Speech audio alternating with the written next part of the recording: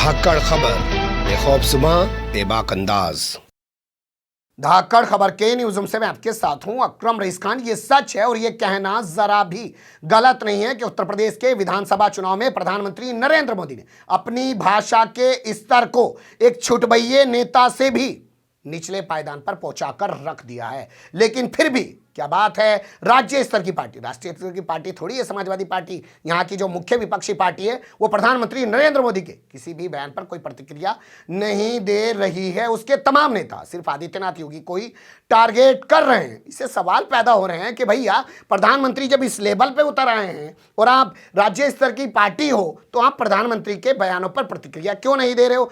आप सिर्फ आदित्यनाथ योगी को ही क्यों निशाना बना रहे हो? और क्या ये तमाम चीज जो घट रही है इसके पीछे भाजपा की भी कोई रणनीति काम कर रही है? और उसी रणनीति के तहत भाजपा ने आदित्यनाथ योगी को डिमोरलाइज करने का या करवाने का पूरा एक एजेंडा तैयार कर रखा है। उसी का खुलासा आपके सामने करने जा रहे हैं। दो हिस्सों में हर चीज को विस्तार से आपके सामने रखेंगे। चलते हैं खबर के पहले हिस्से की तरफ।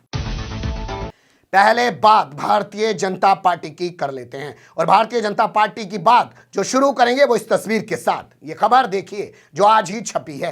गोरखपुर में ताजा पोस्टर लगाए गए हैं, ताजा होर्डिंग लगाए गए हैं। उन पोस्टरों से आदित्यनाथ योगी गायब हैं। जी हां, ध्यान से देखिए इस खबर को। इस खबर के मुताबिक आदित्यनाथ योगी गोरखपुर में लगाए गए पोस्टरों से गायब हैं। नरेंद्र मोदी का फोटो लगाया गया है। नरेंद्र मोदी के नाम पे वोट मांगा जा। तो क्या ये भाजपा की रणनीति है कि पहले आदित्यनाथ योगी को वापस विधानसभा चुनाव लड़ने के लिए गोरखपुर भेज दिया? आप लोग जानते ही हैं वो अयोध्या से टिकट मांग रहे थे, वो मथुरा से टिकट मांग रहे थे, लेकिन उनको टिकट नहीं दिया गया, उनको वापस गोरखपुर भेज दिया गया। और अब शहर में जो होर्डिंग पोस्टर लगे हैं उससे आदित्यनाथ योगी का फोटो गायब कर दिया गया है। एक खबर और आपके सामने रख रहा हूं। जब भारतीय जनता पार्टी ने 91 प्रत्याशियों की अपनी तीसरी लिस्ट जारी की थी उसमें गोरखपुर मंडल के 11 टिकट काट दिए गए थे। जी हां, आदित्यनाथ योगी को सिर्फ गोरखपुर वापस ही नहीं भेजा था, 11 टिकट भी काट दिए गए थे। और जैसे जैसे चुनाव बीतता जा रहा है वैसे वैसे लग रहा है कि ज्यादा नाराजगी लोगों में आदित्यनाथ योगी के प्रति है। इसलिए प्रधानमंत्री नरेंद्र मोदी के चेहरे को आगे कर दिया गया है। आप जानते हैं आज 5वें चरण का मतदान हो रहा है, यह भी पूर्वांचल में मतदान हो रहा है और इसके बाद बाकी जो 2 चरणों का मतदान रह जाएगा वो भी पूर्वांचल में ही होगा। और पूर्वांचल से खुद नरेंद्र मोदी आते हैं। बनारस, काशी, वाराणसी को पूर्वांचल का द्वार कहा जाता है। तो ऐसे में ये जो फोटो सामने आया है जिसमें दावा किया जा रहा है कि पोस्टर से आदित्यनाथ योगी को गायब कर दिया गया, वो बता रहा है कि सिर्फ विपक्ष ही नहीं, भाजपा भी आदित्यनाथ योगी को ठिकाने लगाने में तुली हुई है। जानते हैं क्यों? क्योंकि 2017 में इनके चेहरे पर चुनाव नहीं लड़ा गया था।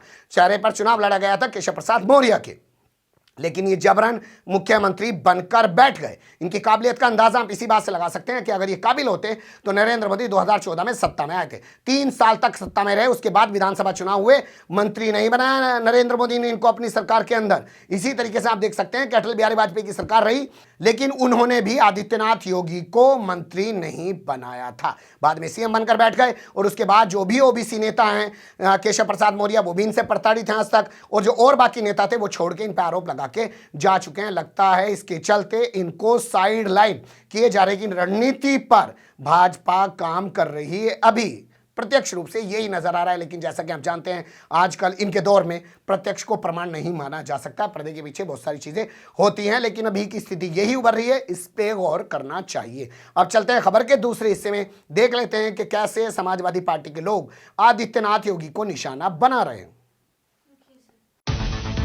जी हां, अब बात कर लेते हैं समाजवादी पार्टी के नेताओं की। तो इसमें जैसे हमेशा आपने लिखा देखा होगा, लेडीज फर्स्ट, महिला प्रथम। तो शुरुआत जया बच्चन के बयानों के साथ।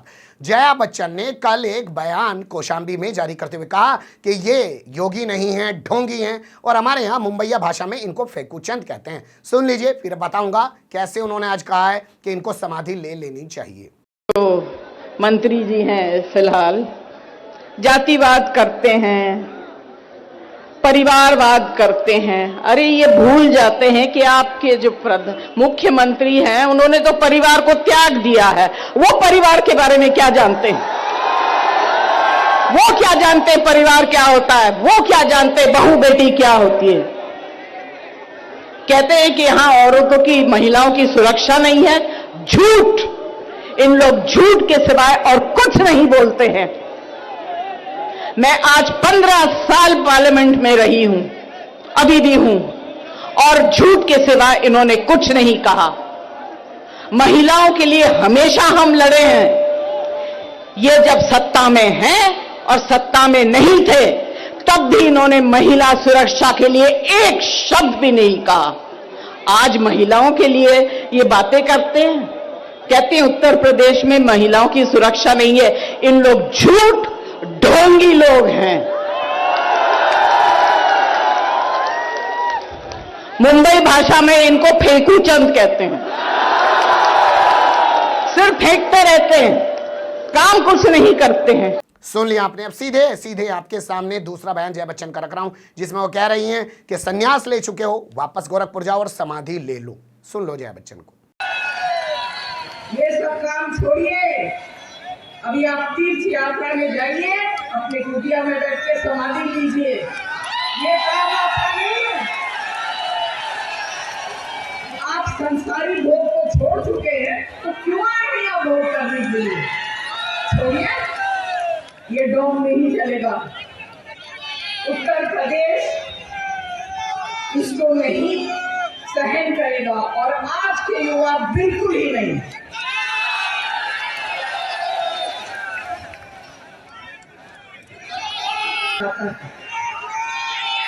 यही प्यार और उत्साह का नतीजा हम 10 तारीख को देखना चाहेंगे। यहाँ से लड़ने से कुछ नहीं होगा बेटा, बूथ पर जाइए, संभालिए। सुन लिया आपने। तो एक के बाद एक लगातार हमला आदित्यनाथ योगी पर समाजवादी पार्टी के लोग भी कर रहे हैं। तो क्या ये भी भाजपा की एक रणनीति है कि नरेंद्र मोदी को कुछ मत कहना भाई, आदित्यनाथ योगी को जो भी कहना है वो कहते रहो? तभी तो आपने सुना होगा अखिलेश यादव मंच से खड़े होकर कह रहे हैं कि बाबा जी जब घर जाओगे, यानी कि गोरखपुर जाओगे, तो गुल्लू के लिए बिस्किट लेके जाना। चले गए काले कानून के नहीं चले गए, और बाबा जी ने तो हवाई जहाज की टिकट भी बुक कर ली 11 तारीख की। हम कहेंगे बाबा जी जब घर जा रहे हो तो गुल्लू के लिए बिस्कुट भी लेते जाना। ये गुल्लू जानते हो कौन है?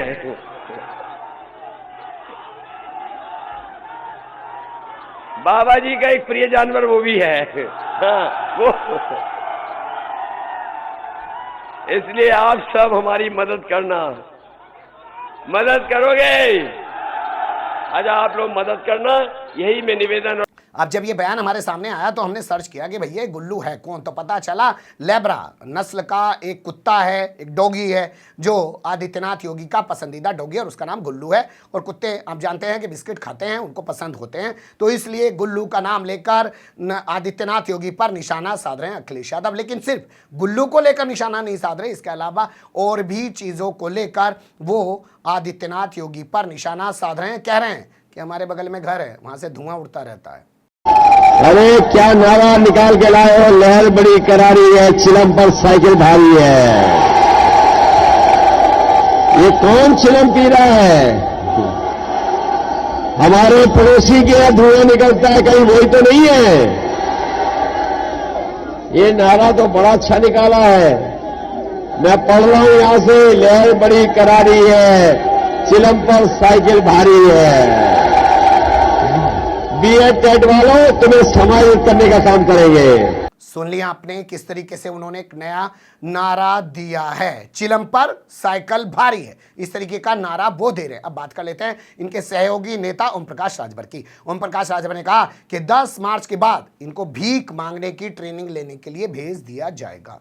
योगी बाबा जौन पहले हुए इस सदन में काली, हम कुछ नहीं करूंगा, लेकिन योगी बाबा जी आपको लखनऊ की गद्दी से उठाकर वहां पहुंचाऊंगा जहां भीख मांगने की ट्रेनिंग दी जाती है। सुन लिया आपने ओम प्रकाश राजभर को। तमाम नेताओं के बयान जब आप सुनेंगे तो एक चीज जरूर आपके नोटिस में आएगी, जो हमने भी रखने की कोशिश की है आपके सामने, कि सिर्फ आदित्यनाथ योगी को निशाना बनाया जा रहा है। प्रधानमंत्री नरेंद्र मोदी को लेकर कोई टीका टिप्पणी नहीं की जा रही है। ऐसा क्यों हो रहा है? भाजपा के अंदर से भी और भाजपा के बाहर से भी। जो भी इच्छा आपके सामने रख दिया। अच्छा बुरा जो भी हो, कमेंट्स के रूप में आप लोग अपनी राय दे सकते हैं, खबर को लाइक कर सकते हैं, चैनल को सब्सक्राइब कर सकते हैं और ज़्यादा से ज़्यादा हमारी खबरों को शेयर कर सकते हैं। फिर ऐसे ही किसी सुलगते हुए या मुद्दे लेकर मैं आपके सामने हूँगा हाजिर। फिलहाल अभी मुझे दें इजाज़त।